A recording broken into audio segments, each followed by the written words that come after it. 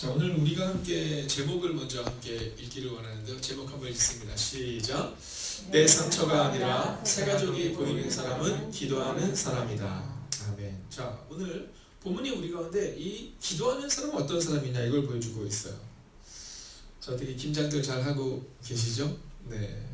이렇게 요즘에 새벽에 이렇게 못 드시는 분들이 계시면 혹시 김장을 하시는 게 아닌가 하는 마음이 드는데, 네, 김장들 맛있게 하시고 건강도 잘 좀 챙기셔야 합니다. 네, 건강도 잘 챙기십시오. 자, 시선이 참 중요합니다. 시선이 중요합니다. 자, 제가 학교에서 이렇게 있으면서 보면, 하나님께서 주신 은혜 가운데 하나는 이제 중학교, 고등학교에서 사역을 할 수 있는 기회를 저한테 주셨었어요. 그럼 중고등학교에서 이렇게 사역을 하면서 보면 아이들의 시선이 어디에 있냐 하면 늘 저 위에 있습니다.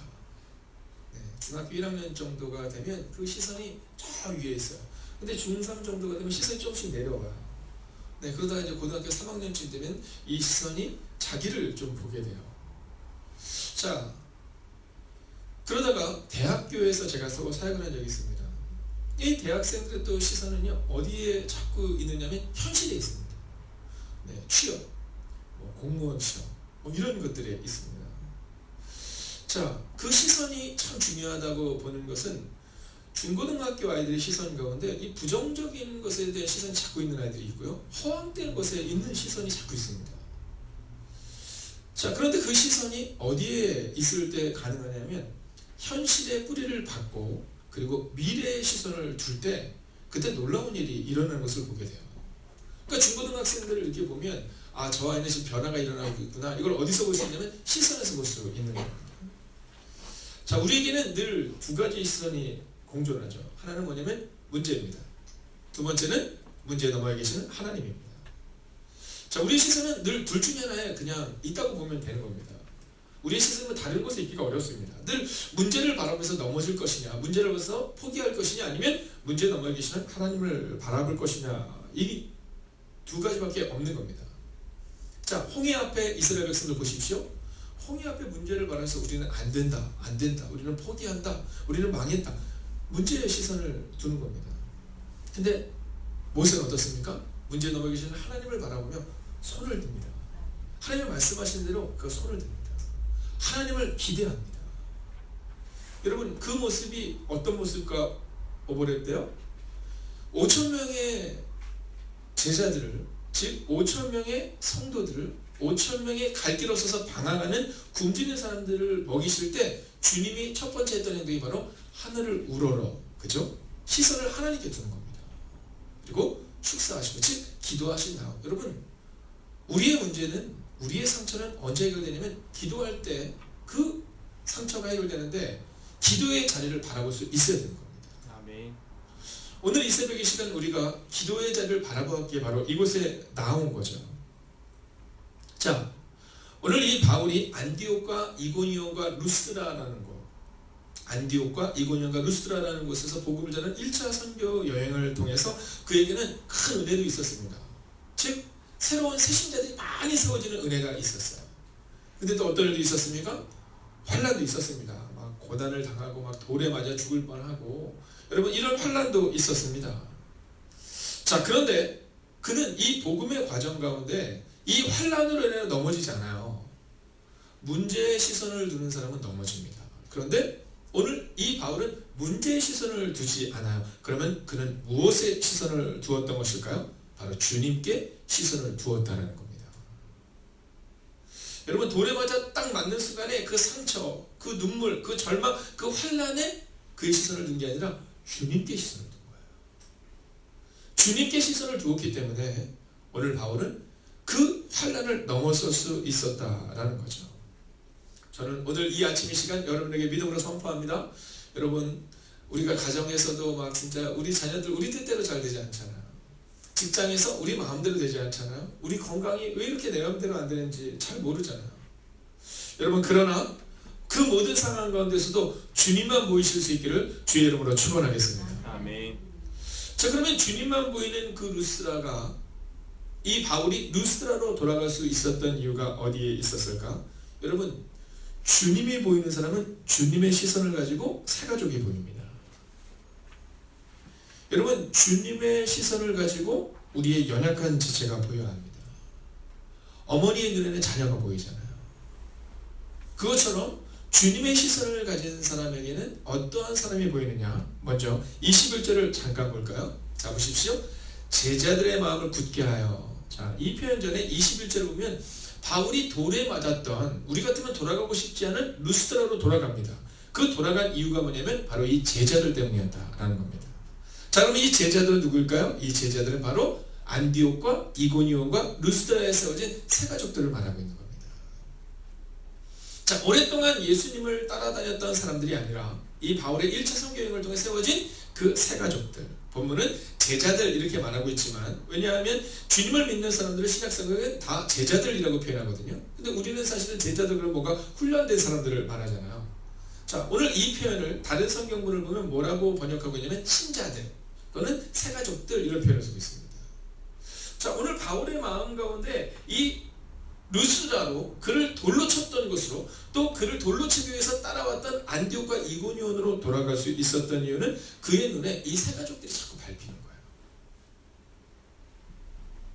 여러분, 오늘 여러분의 믿음을 점검할 때 지금 여러분에게 무엇이 밟히는가를 점검하셔야 합니다.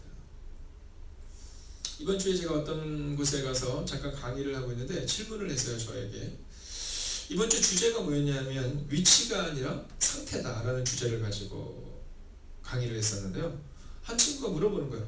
그러면 교수님, 상태는 뭡니까? 목사님, 상태는 뭡니까? 이렇게 묻더라고요. 제 상태가 어떤지 무엇으로 점검해야 됩니까? 이렇게 묻더라고요. 자, 여러분, 오늘 여러분의 상태가 어떤 것 같으세요?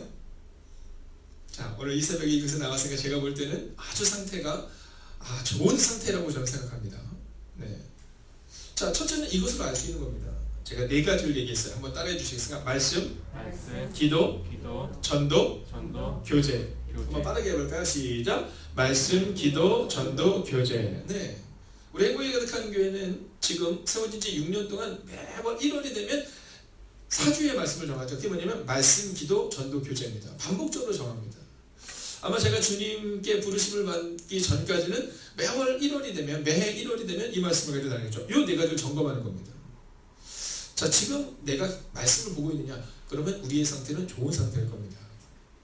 그래서 저는 이번에도 이제 저희가 1년을 결산하는 당회를 하면서 우리가 앞으로 집사를 어떻게 세우고 권사를 어떻게 세울 것인가, 장로를 어떻게 세울 것인가, 뭐 이런 것들에 대해서 이야기를 할 때 교리와 장정이 정하고 있는, 즉 우리 감리교에서 정하고 있는 이 성경이 우리 가운데 어떠한 사람들 집사와 권사로 세울 수 있느냐를 점검합니다. 근데 그 중에 제일 중요한 게 뭐냐면 바로 예배입니다. 예배. 공적인 예배. 여러분, 이 공적인 예배를 드리는 사람들을 먼저 추천할 수 있는 거거든요. 자, 오늘 이 새벽 여러분이 이곳에 나왔다는 그 자체가 여러분의 위치를 말하는 게 아니라 여러분의 상태를 말하는 겁니다. 그럼 이 상태가 좋은 사람들이 집사가 되고 권사가 되는 순간, 그때 교회가 건강해질 수 있는 거거든요. 그래서 오늘 여러분의 마음 가운데 만약 내가 예배의자가 자꾸 내 마음에 자꾸 막 이렇게 걸린다, 집에서 이렇게 TV를 딱 보는데 갑자기 오늘 수요일인데 뭐 이런 마음이 든다, 그러면 상태가 좋은 겁니다. 자, 그리고 또 뭐냐면 기도입니다. 기도. 여러분, 기도를 하면 내 마음에 자꾸 걸림이 와야 됩니다. 막 기도를 하고 나서 아무런 느낌이 없는, 기도를 막 하고 나는데 내가 그때 그 집사님께 왜 그렇게 말했을까? 내가 오늘 아침에 우리 자녀에게 혹은 내 가족들에게 내가 왜 그렇게 말했을까? 여러분, 이런 뭔가 걸림이 온다면 그러면 상태가 좋은 겁니다. 근데 기도하고 나서도 아무런 상태가 없으면 그건 별로 좋지 않은 거예요. 이번에 아는 그 목사님의 세미나에서 그 목사님 그런 얘기 하시더라고요. 거기에 기도원이 있답니다. 기도원이. 근데 그 기도원이 있는데 굉장히 유명한 기도원이에요. 막 많게는 한 500명씩 와서 막 예배를 드리는 기도원인데 거기에 한 분이 올라오셨대요. 한 분이 올라오셔서 어떻게 오셨냐 그랬더니 제가 지금 기도하러 왔습니다. 이렇게 얘기하시더라고요. 잘 오셨다고 이렇게 얘기했대요. 무슨 기도 제목을 가지고 있냐고 이렇게 물어봤더니 제가 가정에 대한 기도 제목을 가지고 있습니다. 그런데 이것이 해결되기 전까지는 저는 돌아가지 않으려 합니다. 이렇게 얘기하시더라고요. 굉장히 결단을 가지고 왔구나. 한 3일에서 일주일 정도가 지났는데 그분이 오셨더래요. 목사님, 제가 결단을 받고 내려갑니다. 그렇군요. 하나님의 은혜입니다. 어떻게 결단을 어떻게 받으셨어요? 했더니 이분이 차근차근 얘기하는데 이렇게 얘기해드립니다. 사실 우리 집에 며느리가 한 명 있었습니다. 근데 며느리가 들어오는데 마음이 너무 안 들더래요. 네, 마음이 너무 안 들더래요. 그래서 도저히 안 되겠어서 이걸 어떻게 해야 되나 했는데 아들과 며느리가 둘이 기도할 보고는 이 시어머니가 이렇게 얘기한 거예요. 어머니가 기도하고 결정하시면 저희가 따를게요. 근데 3일 정도 기도하는데 음성이 들리더래요. 마음이 확신이 오더래요. 내 쳐라 이런 음성이 들리더래요. 네. 그래서 이제 결정을 하고 내려간다는 거예요. 그래서 목사님 그걸 다시 앉혔대요. 하나님께서 그걸 원하시면서 내치라고 말씀하시면 맞습니까? 하나님은 늘 공동체 가운데 은혜를 주시는데 며느리를 내쳐라, 내쫓아라, 이게 과연 하나님이 원하시는 말씀인가요? 다시 가서 기도하십시오. 그리고 그를 다시금 기도시켰다는 말씀하시는데, 여러분 기도는 내 만족이 아닌 거예요. 여러분 기도는 나를 돌아보는 것이어야 되거든요. 근데 내쳐라? 여러분 이거만큼 어리석은 기도가 어디 있습니까? 그래서 이분이 그러시더라고. 그래서 그분에게 다시 일주일 동안 기도하는 시간을 갖게 하고 다시 하나님의 음성을 들었다는 거예요. 여러분 상태가 좋다는 것은 내 마음에 만족감이 오는 게 아니라 기도를 딱 하면 뭔가 걸리는 부분이 자꾸 생겨야 되는 겁니다. 자, 세 번째 뭐라 그랬어요? 전도입니다. 전도. 우리의 마음 가운데 전도에 대한 그런 마음이 자꾸 들어야 되는 겁니다. 새 가족들이 자꾸 발표해야 되는 거예요. 여러분 우리의 마음 가운데 내가 발표해서는 안 됩니다. 나 중심적으로 내가 좋다 나쁘다 이게 아니라 어느 순간 우리의 상태가 좋아지면 나는 간 것 없고 세상과 나는 간 것 없고 오직 구속한 주만 보이도다라는 찬양처럼 새 가족들이 우리 눈에 들어오고 다른 사람이 자꾸 눈에 들어와야 되는 겁니다. 그리고 마지막으로 교제죠. 여러분 막 자꾸 주고 싶은 거야, 막 퍼주고 싶은 거야. 막 음식을 딱 했는데 막 사랑하는 성도님들이 생각이 나고 그 어려운 그분이 생각나고 할머님들이 생각나고 제가 이번에 추수감사 주일 때 광고 때 우리 여기 소방서에다 이제 추수감사를 끝나고 과일이랑 뭐 이런 걸 드렸잖아요. 그리고 학교에 아이들 돕는 것까지 했는데 제가 들으니까는 우리 어르신들이 또 여기 경로당에 가셨다면서요. 가서 뭐 고기랑 잡채랑 음식이랑을 또 막 갖다 드렸더라고요. 여러분 이런 겁니다. 우리의 마음 가운데 이거 가지고 우리가 좋고 우리끼리 행복한 게 아니라 자꾸 다른 사람들 시선에 들어와야 되는 겁니다. 자, 상태는 그런 거다. 제가 이렇게 얘기해 줬어요. 여러분 오늘 이 바울을 보십시오. 그의 상태가 왜 건강한지를 알 수 있느냐 하면 제자들이 마음에 들어온 겁니다. 즉 새 가족들이 마음에 들어온 거예요. 여러분 일반적으로 내가 상처를 받고 나면 다른 사람 눈에 들어오지 않았습니다. 지금 내가 힘들어 죽겠는데 다른 사람이 문제야 뭐 이럴 수 있습니다. 근데 오늘 이 본문을 보면 이 바울은 돌에 맞아 죽을 뻔한 상황 가운데 바로 옆 동네가 그의 고향 다소입니다. 길리게 게이트만 통과하면 우리를 치면 저기 남대문을 통과하면 우리 집으로 갈 수 있는데 집으로 못 가겠는 거예요. 왜요? 새 가족들이 눈에 들어오는 겁니다. 여러분 그가 새 가족들에게 가서 뭐라고 말합니까? 먼저는요 마음을 굳게 하라 이렇게 말합니다. 여러분 저는 여러분의 입술 가운데 나오는 언어들이 이제 새 가족들을 향해 교회의 지체를 향해 전도할 때마다 또는 그들과 전화할 때마다 또는 그들을 만날 때마다 마음을 굳게 하십시오. 마음을 굳게 하십시오. 이 고백이 있기를 주의 이름으로 축원하겠습니다. 아멘. 그리고 두 번째는 뭐라고 말합니까? 이렇게 말합니다. 여러분 믿음에 머물러 서십시오. 이렇게 말합니다. 믿음에 머물러 서십시오. 오늘 우리의 마음 가운데 우리가 새 가족들을 권면할 때 어떤 얘기를 하냐면 믿음을 자꾸 이야기해 줄 수 있어야 된다. 믿음을 자꾸 이야기해 줄 수 있어야 된다. 여러분 우리가 말하는 대로 그렇게 됩니다. 자, 유대인들을 잘 보세요. 유대인들이 처음에 누구를 십자가에 죽입니까? 네, 예수님을 십자가에 못 박으러 얘기합니다. 여러분 그들은 너무 당당하고 너무 자신이 있어요. 야, 이 죄를 그럼 누가 책임지겠냐? 뭐라고 말해요? 우리 자손들이 책임지겠습니다. 여러분 이스라엘의 역사는요 예수님을 십자가에 못 박고 그 죄를 우리가 책임질게요 라고 말했던 그들의 당당함 가운데 있었던 겁니다. 여러분 유대인들의 이 날카로움은 계속 흘러가요. 그 다음에 누구를 돌로 칩니까? 스데반을 돌로 쳐 죽여요. 오늘 바울을 돌로 쳐 죽입니다.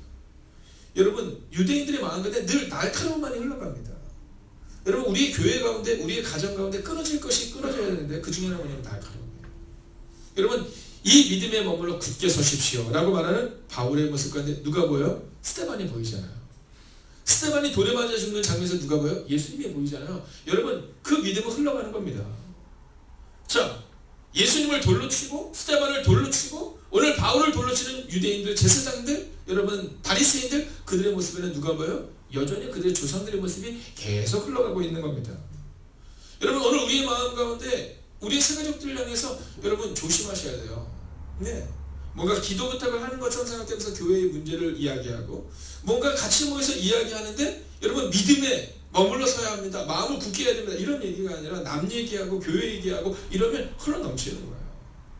여러분 끊어지기가 어려운 겁니다. 그런데 오늘 바울은 이렇게 말해요. 상처를 이야기하면서 야 유대인들이 어떻고 이런 얘기 하잖아요. 그냥 믿음에 머물러라 이렇게 얘기합니다. 그리고 마지막 세 번째로는 뭐라고 말하면 넘겨주세요. 하나님의 나라를 바라봐라 이렇게 말해요. 자, 환난이 너희 가운데 있을 것이다 이렇게 말하거든요. 환난이 너희 가운데 있을 것이다. 그런데 환난이 너희 가운데 있지만 이 환난을 넘어설 수 있는 것은 하나님의 나라를 바라보라는 거야. 여러분 오늘 서두에서 말씀드렸듯이 오늘 성경은 우리 가운데 이 시선에 대해서 계속 말하고 있습니다. 자, 우리가 환난을 넘어설 수 있는 이유는요, 환난을 묵상해서가 아니라 하나님의 나라를 묵상해서 환난을 넘어설 수 있는 겁니다. 여러분 우리가 십자가를 견딜 수 있는 이유는 우리가 십자가를 묵상하는 것이 아니라 바로 십자가 위에서 죽으시고 부활하신 예수님을 묵상할 때 십자가를 이길 수 있는 겁니다. 여러분 오늘 바울은 상처를 묵상하지 않습니다. 바울은 새 가족들을 묵상하며 그는 다시금 돌아갑니다. 그리고 믿음에 머물러 서 있으라, 마음을 굳게 해라, 그리고 하나님의 나라를 바라봄으로 환난을 넘어서라 이렇게 말해주고 있는 거예요. 결론을 내려야 합니다. 그러면 어떻게 바울은 이렇게 믿음으로 고백할 수 있었을까요? 23절을 읽겠습니다. 시작. 각 교회에서 장로들을 택하여 금식 기도하며 그들이 믿는 주께 그들을 위탁하고. 아멘. 할렐루야. 여러분 오늘 보십시오. 각 교회에서, 자, 안디옥과 이고니온과 루스드라라는 바울이 복음을 전했던 각 교회에서 장로들을 택하여, 즉 장로들을 세웁니다. 여기서 말하는 장로는 우리가 말하는 장로님 이런 부분이 아니라 교회의 지도자들을 말하고 있는 겁니다. 교회의 지도자들을 세우고 나서, 그리고 나서 뭐 하냐면 금식 기도했다라는데 누가요? 바울과 바나바가. 여러분 새 가족들을 가운데서 그들 가운데 특별히 리더들을 세운 다음에 오늘 바울과 바나바가 뭐냐면 금식하며 기도했다라는 거야. 그들을 위해서 새로 세워진 리더들을 위해서 금식하며 기도했다라는 겁니다. 여러분 이제 이 1차 선교여행 후 2차, 3차, 4차의 선교여행을 보면서 볼 수 있는 것은 뭐냐면요, 이렇게 세워진 사람들이 바울과 바나바가 그들을 위해서 기도했던 것처럼 또 다른 새 가족들을 위해서 기도하는 모습을 보여주고 있습니다. 여러분 오늘 이 바울이 문제를 넘어서서 루스드라로 돌아올 수 있었던 이유는 단순하고 명료합니다. 그들은 기도하는 사람이었기 때문입니다. 안디옥과 이고니온과 루스드라에 세워진 이 믿음의 사람들이 또 다른 사람들을 위해 기도할 수 있었던 이유는 기도를 보여주었던 주께 그들을 위탁했던 바울과 바나바가 있었기 때문입니다. 오늘 어떻게 기도하시겠습니까? 오늘 여러분은 어떤 시선을 가지시겠습니까?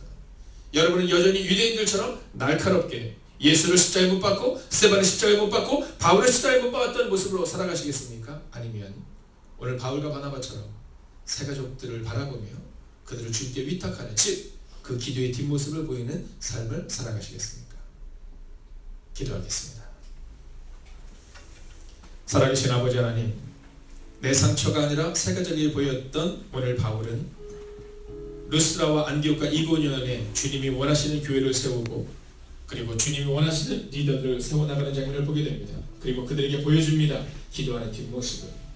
하나님 오늘 이 새벽 이곳에 모여 기도하는 하나님의 사람들 또한 흩어져서 말씀을 듣는 하나님의 사람들을 기억하여 주셔서 이제 기도를 가리키고 기도를 설명해주는 사람이 아니라 기도를 보여주는 사람이 되게 하여 주셔서 상처를 넘어 기도하는 나의 어머니, 상처를 넘어 기도하는 장로님, 권사님, 집사님을 통해 놀랍고 위대한 일이 일어나는 것을 볼 수 있는 하나님의 교회가 되게 하여 주시옵소서.